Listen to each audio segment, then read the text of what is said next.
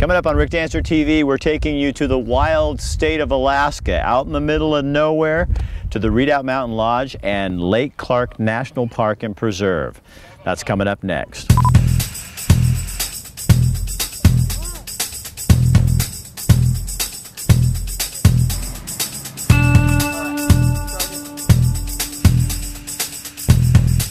You know, my kids are raised here. My husband works for the oil company. Lying. All husbands bring their wives to Alaska.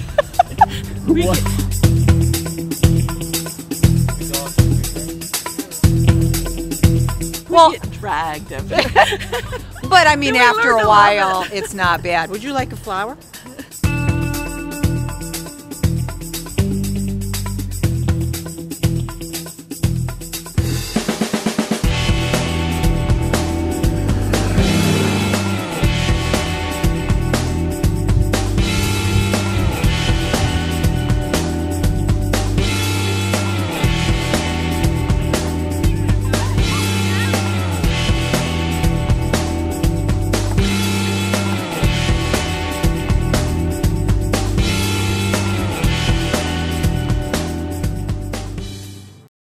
I'm not dead. That sounds like something interesting.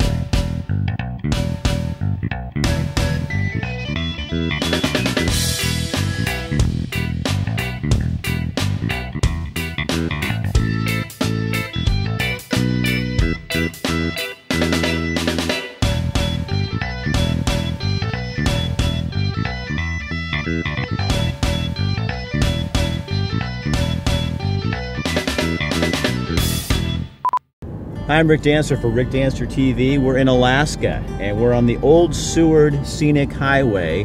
And Seward was named after U.S. Secretary of State William Seward, because in 1867, he brokered the deal to purchase Alaska from Imperial Russia for $7.2 million. And after what you're about to see tonight, I think you're going to think that was a pretty darn good investment. So welcome to Alaska. We're taking the Seward Highway south from Anchorage to a little ski resort town called Girdwood.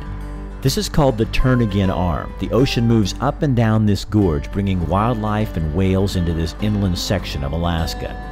There are numerous hikes all along this section of roadway, so just pick the one that you like the best. We're taking off on a trail that goes right behind the ski resort and the lodge, right by the tram. This hike takes you up to the top, and it's not an easy climb. But the trip is beautiful, and when you get to the top, you can eat at the lodge or maybe grab a beer. We decided to keep going and take the trail all the way up to the top chairlift. The view is amazing, but if you want to ski, you kind of have to go at the right time of year. So honey and I climbed all the way up here. Thought we could go skiing. Get in there with me and be an idiot. Yeah. Thought we could go skiing, and there's no snow. And we're the only ones up here. So that makes us ridiculously stupid. But it was fun. So now we're gonna go down and go get some food. Go to, where are we going? What town? Portage. We're going to Portage to get some food. Oh, she thinks I need to get a shot at this. Hold on. Wait, I'll show you. The payoff for hiking all the way to the top is you get a free ride on the gondola back to the bottom. We ended up eating at the bake shop in Girdwood. We drove to what used to be called the town of Portage, and there was nothing there. Nothing. Even though Portage is still listed on a map. Oh well. When in Alaska, be willing to act like a pioneer. We'll be right back.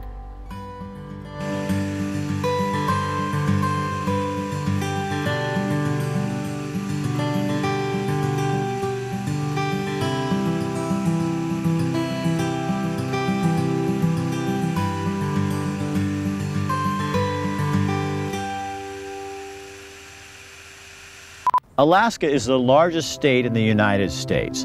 It's bigger than Montana, Texas, and California combined. And here's the one I didn't know at all. Alaska has a larger coastline than the rest of the entire 48 states. So tonight we're going to show you Alaska. Anchorage is a surprisingly large city. Most of the population in the state of Alaska lives in or around this major metropolitan city. Anchorage is very spread out. It's almost unnerving.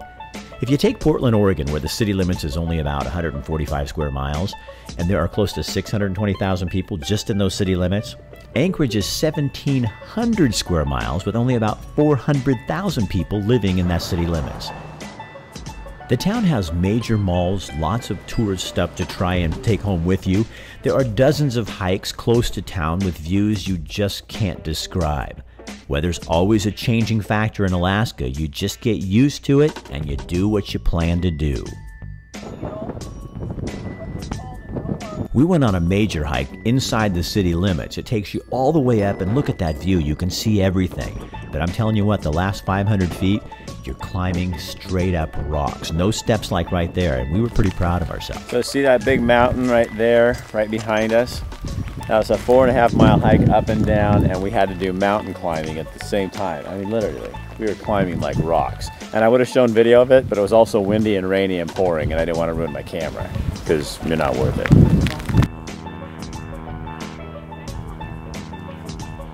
In Alaska, airplanes are your taxi.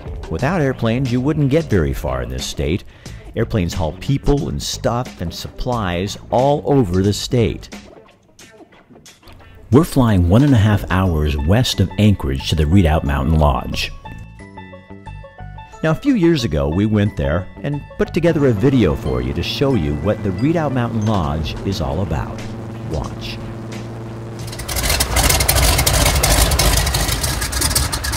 This is Alaska's version of Grand Central Station. There's a huge percentage of the state, like 98% or something, that's not even accessible by road. So airplanes, whether wheels or floats, have to be able to service people that live or want to run businesses in the wilderness.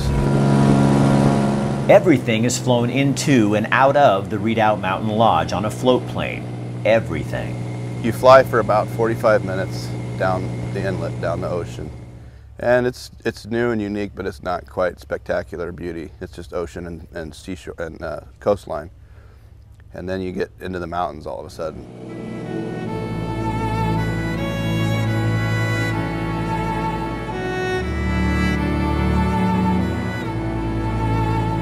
A trip to Redoubt Mountain is like a trip back in time to another world.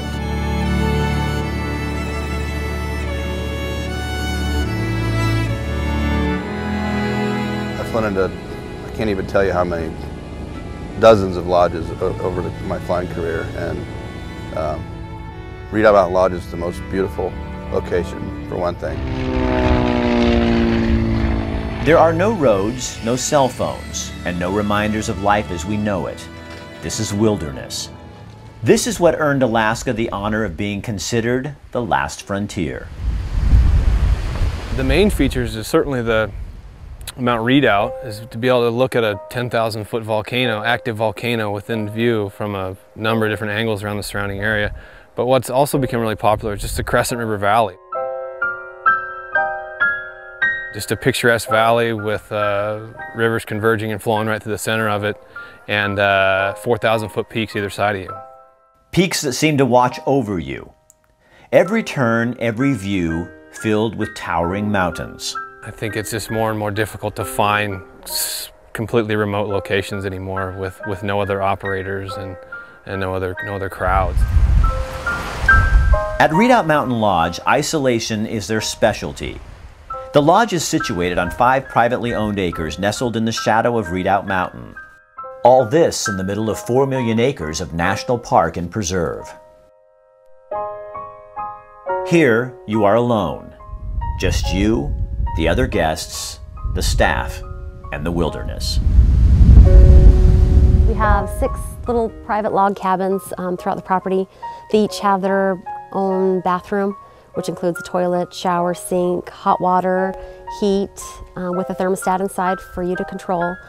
We have a queen and a twin bed in each cabin with just the best flannel sheets ever. At Redoubt Mountain Lodge, remote doesn't mean roughing it. Everyone says that the beds hold them hostage every morning and they don't want to get out. There's a cedar hot tub enclosed in a gazebo with screen windows that open. It has 300-degree views of Crescent Lake and the Chigmit Mountains with our hanging glacier.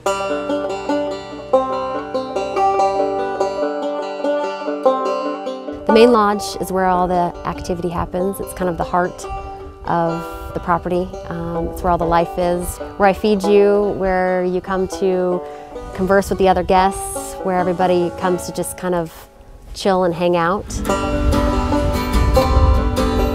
And we want to make sure that people are coming here and getting what they want. You're really feeling like the vacation they're on is theirs. Life at Redoubt Mountain Lodge is simple for the guests. A simple place in the middle of the most wild, untamed land you will ever visit. In Alaska, everything is bigger, wilder, and more extreme. We call it kind of rustic luxury because for everything that's here, it was brought in by a float plane, which is pretty incredible to think about. Nothing's really fancy five-star rooms, but they're really nice and they're really comfortable, and the beds are, the beds are cozy, and the showers are hot, and the towels are fluffy, the food is good, and the beer is cold, and I think people get here and they realize what they really need to live and be happy, and I think it brings people back down to the basics of what do I need to be happy.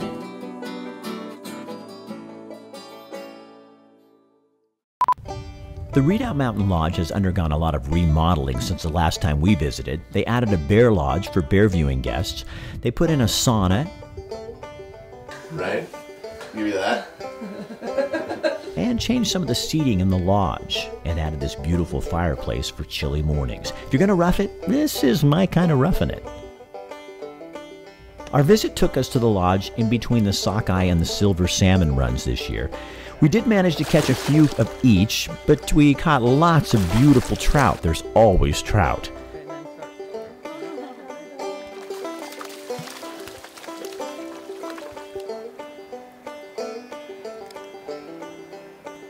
That's pretty. Look at this. Yeah, isn't that beautiful?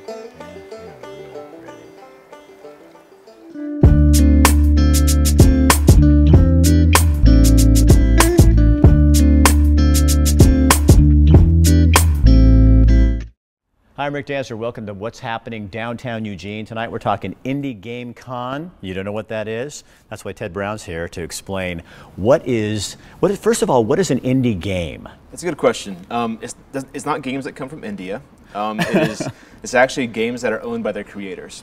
So they're the ones who put all the work into it, but they're also the ones who get all the revenue for it. How big is that industry here in Eugene? In Eugene, there are probably 30 to 40 individual developers or small teams who are working on games right now. But the important thing to remember is they're working on games that are for a global market. So they could sell 100,000, 200,000 copies and make a serious return on their investment. And what people don't understand is it can be big business, and you're bringing money into Oregon, not shipping stuff out of Oregon. Right. This is not lumber. It's not rent. Like I said, it's just the inputs are coffee and electricity, and boom, you get a paycheck. Well, okay, maybe it's not that simple, but pretty close. And the conference, you're doing this for what purpose? What's the reason for bringing all these people to Eugene for this? So Indie Game Con is sort of the top event that we have throughout the year because we're trying to create an ecosystem of developers, a community of creators and peers who can work with each other and learn from each other as they try to navigate this new industry. What I like about that is you're not competing. You're trying to help, and this conference is for people in the community, like kids and young adults, and I guess people my age could come too. If people that think they have an inkling into this business, this is where they're going to learn how to connect with people. Yes. One of our goals is to make sure that people understand that games can be made by anybody. The tools are out there. It just sometimes takes a little bit of a push to meet somebody who's made a game and been a success for you to think, I could probably do that too, and then give it a shot. Now, not everybody will succeed, but if they don't even try, then that's where we've messed up. And I think that with LCC having a strong game development program here in Eugene, with our high schools starting to bend more towards a STEM and STEAM education system, we want to make sure that we have that pipeline so that they can graduate from school, go through a program, get a job in the industry, maybe travel the world, maybe come back to Eugene and start a company. So what do you love about it? About creating games? You do this for a living. What do you love about doing this? I love the fact that whenever I think of another job, I kind of get a little bit sick. I can't do anything else but this. Like, no other job lets you kind of work with programming and code in 1 minute, work on art and design the next, work with music and sounds the next, and then work on story and fiction, and then marketing and videos. It's just this whole thing. It is. Sorry, I'm getting a little too excited. No. I see, but you have passion for what you do, and I think that's infectious for people. And you know, and I think it's interesting about this whole IndieCon is that you've got kids out there who would probably be really attracted to this and are going, I don't know what I want to do with my life. And you are actually welcoming them into this ecosystem that you're creating. Totally. Because I mean, like, games, this might be a little bit highbrow, but games are a medium, right? They're not just entertainment. They're what games are, a way you interact with the world. And so we have now with virtual reality, with augmented reality, with pushes into education, there are ways that games can transform many parts of our society and how we learn, as well as play. And so I think the more people we have in that who understand those tools, the better our society will be. And again, not trying to be too highbrow, but it's out there. These tools are there. It's amazing and exciting. How big a deal is this to Eugene? To Eugene? Yeah. Why Eugene? Why Eugene? Well, I moved to Eugene because it's the last utopia on Earth, right? And so I created. Well, it's not fair to say I.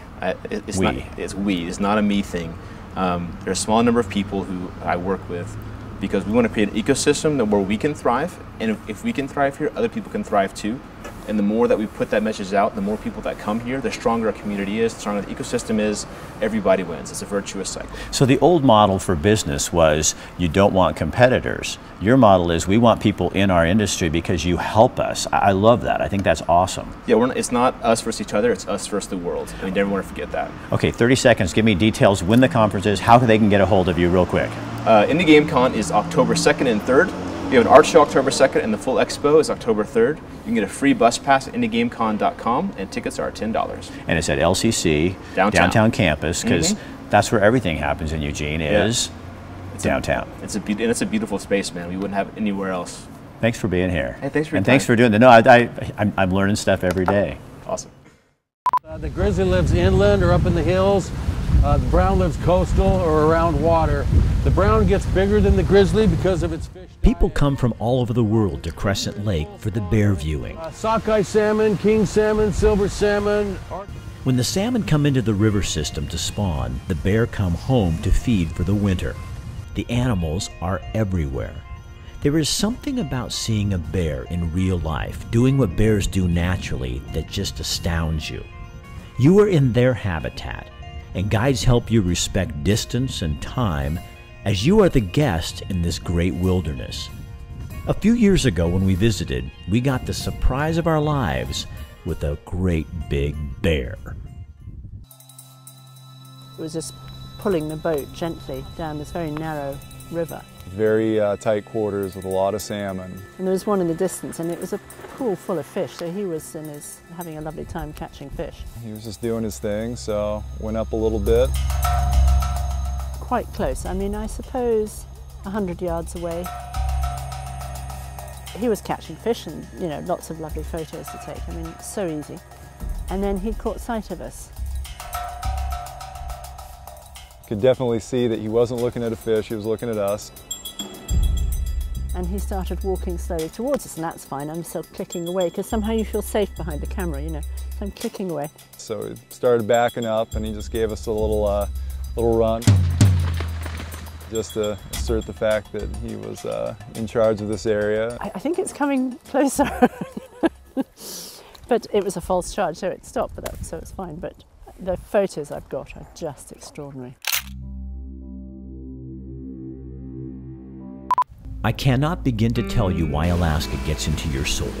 I really don't understand how it happens, but trust me, it just happens. Perhaps it's the remoteness of it all.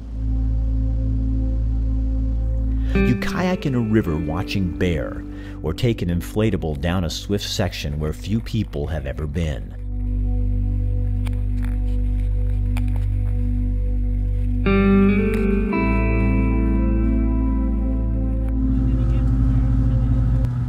My son Jess and his friends took Kathy and me on a hike that left us speechless in more ways than one. We climbed up to the top of a mountain ridge. Every time you turn around, there's a view staring back at you.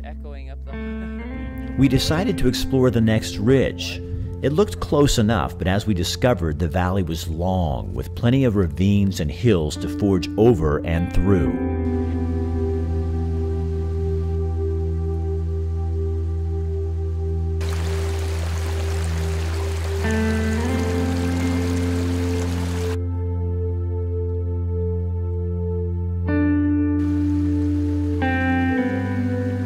We got to the top of the other side. We just looked. Freaking believable. Oh. Oh my word. Look at that. Oh my gosh. We were at the top of another valley, another river, more mountains, and the ocean. And no one could put words as to what we were seeing. We just listened.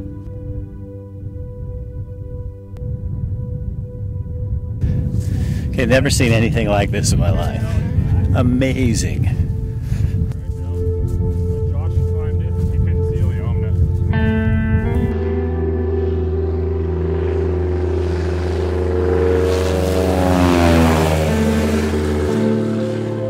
7 hours later, we pulled back into camp. No one talked the last hour of the hike. We were just too darn tired. There is a sense of accomplishment when you do something really difficult and discovery is the outcome. You learn about the place, you learn about yourself, and you find out what it's like to see land basically untouched by humans. Look me in the eye. Look me in the eye. Look me in the eye. Go back and forth. Yeah. Look me in the eye. Look on my ass. Look me in the eye. Look me in the eye. Look me in the eye. Look me in the eye. Look me in the eye. Look me in the eye. Look me in the eye, because people matter. Look me in the eye! When you're in the middle of Alaska, out in the wild, there are no restaurants available. And there's times when you think, man, if I was in Eugene, it would be a great time to call or go online to hungryducks.com, get them to go to one of 40 different restaurants in the area and have them deliver here. Now, they don't exactly deliver in Alaska, but Darren and his crew will get you taken care of. You don't have to leave your house. They'll bring it to you. They even have this cool computer system. You can go online and track how long it's going to take for your food to get there. So that's what we're going to do if I was only in Oregon right now.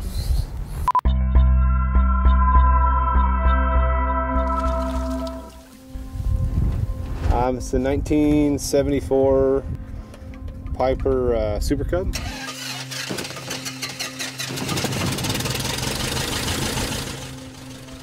They're vital.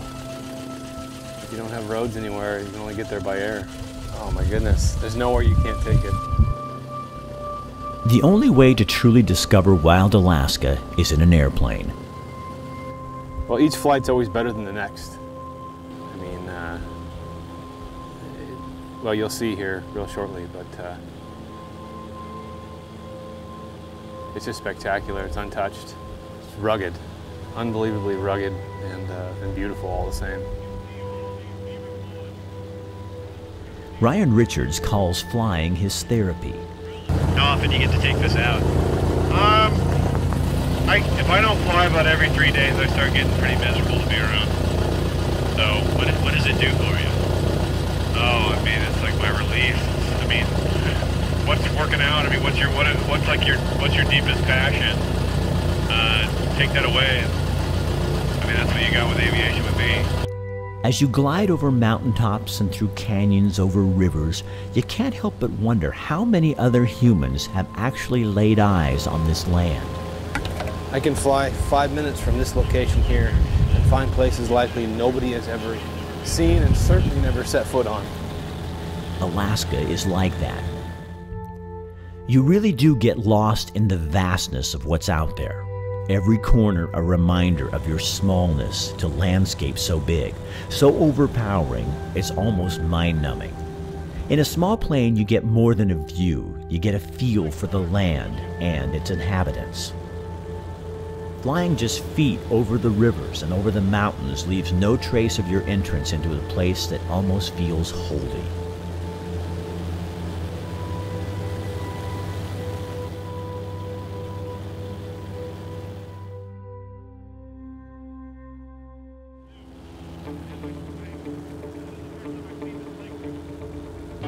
As we climb over a mountain, Ryan, who plays in these hidden ravines and valleys all the time, spots something he's never seen before, something out of the ordinary. 3,000 feet above the ground, hidden on a mountaintop, we find an unnamed lake. Ryan is one of those people who is not afraid to risk. He thrives on adventure, and while I do too, to some degree, landing in an unknown lake, not knowing whether it's big enough to get out, creates perspiration along my back. But my mind and my heart are soaring with excitement.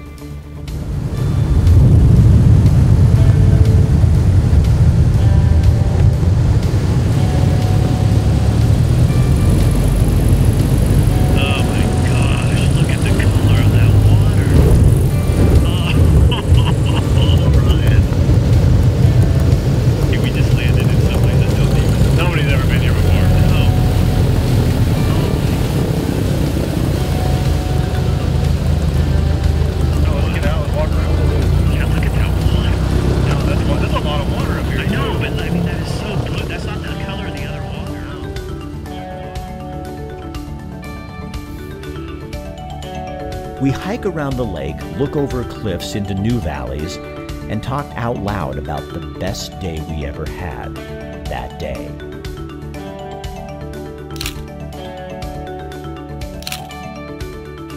Knowing it will not last forever.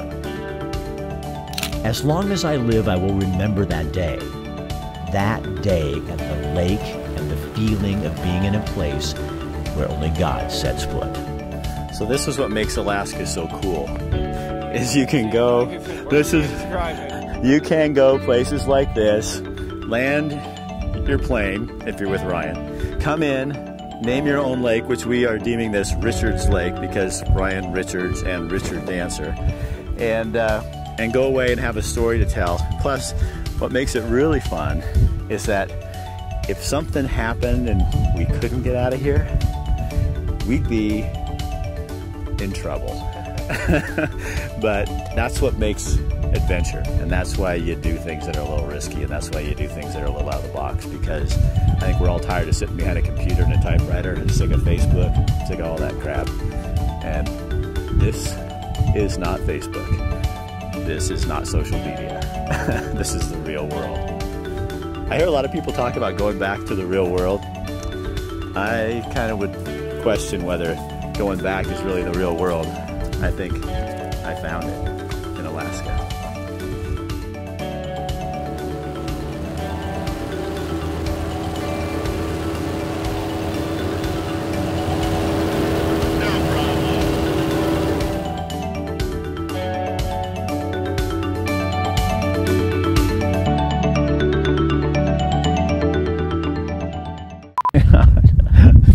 I'm having allergy issues here in Alaska, and it's plugging up my head, and it makes it really hard to think and to breathe. Alaska is the largest state in the country, in the world. Alaska is bigger than anything. It is like the biggest thing ever, dude. Like, I've never seen like a bigger state than Alaska in my whole life.